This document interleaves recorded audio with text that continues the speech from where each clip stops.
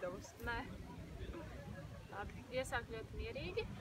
Uz pirmo punktu jau principā vairs neviena no meitenēm neredzēja. Uz otro punktu arī nē, mums laikam bija citi farsti. Un tad jau man likās, ka droši vien, ka īpaši labi neiet, bet turpināju skriet. Izrādās, ka skatītāja punktā bija otrā.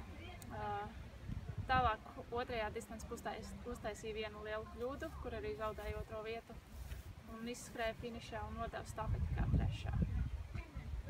Jā, man ļoti patika, ka viņi neizskrēja otrā no distances laukā. Gāja labi, pirmā puse ļoti tīri. Tur maziņa kļūda sanāca, kas īstenībā iznāca, kad labāk sanāca. Atskrēju skatītāju punktu, kāds saka, tu vari pievilkt tuvāk. Es tā kā skrienu, labi, jā, skrienu, bet otrā galā sanāca kļūdiņa, par 45 grādiem aizskrēja pišķīt nepareizā virzienā. Bet sapratu, kur es esmu, aizgāju tālāk, un tad skrienot jau uz pirmspēdējo punktu jau redzēju abas konkurences priekšā.